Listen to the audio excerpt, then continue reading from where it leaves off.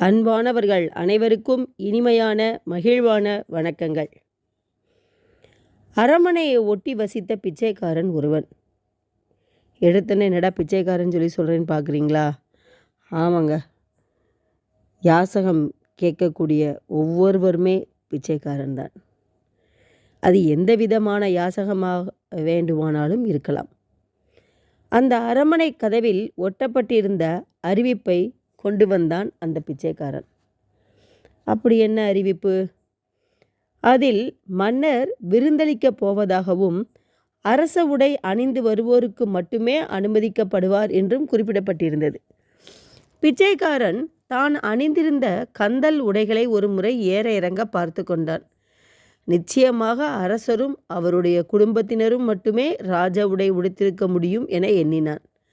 திடீரென அவனுக்குள் ஒரு எண்ணம், ராஜ உடையில் விருந்து உண்பது மாதிரி அவனுக்கு ஒரு எண்ணம் வர ஆரம்பிச்சிருச்சு.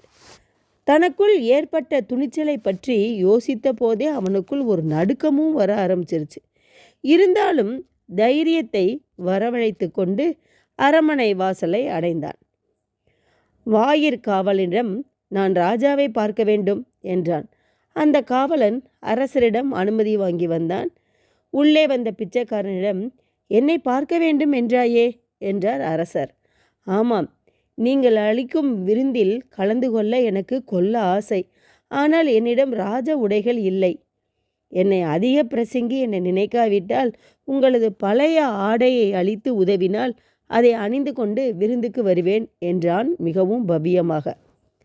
அதே நேரம் மன்னன் என்ன சொல்வாரோ என நடுங்கியபடி அவரைவே பார்த்து கொண்டிருந்தான். ஆனால் மன்னர் அவனுக்கு ராஜ உடை ஒன்றை வழங்கினார். அந்த உடையை உடுத்தி கொண்டவன் கண்ணாடி முன் நின்று கவனித்தான். தோற்றத்தில் கம்பீரம் மிளிர்வதைக் கண்டு வியந்து போனான். அப்போது மன்னன் அவரிடம், விருந்தில் கலந்து கொள்வதற்கு தகுதி உடையவனாகிவிட்டாய். அதைவிட முக்கியமான ஒன்று, இனி உனக்கு வேற எந்த உடையும் தேவைப்படாது. உன் ஆயுள் முழுதும் இந்த உடை அப்படியே இருக்கும். துவைக்கவோ தூய்மைப்படுத்தவோ அவசியம் இருக்காது என்று ராஜா சொல்றாரு. கண்ணீர் மல்க ராஜாவுக்கு நன்றி கூறி உடனே கிளம்ப ஆரம்பிச்சிட்டான். மூலையில் கிடந்த தனது பழைய ஆடைகளை கவனித்தான். அவனது மனம் சற்றே சஞ்சலப்பட்டது.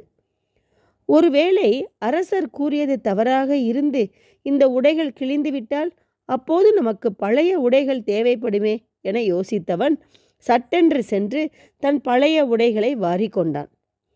வீடு வாசல் இல்லாத அவனால் பழைய துணிகளையே எங்கேயும் வைக்க முடியவில்லை. எங்கே போனாலும் பழைய ஆடைகளை சுமந்து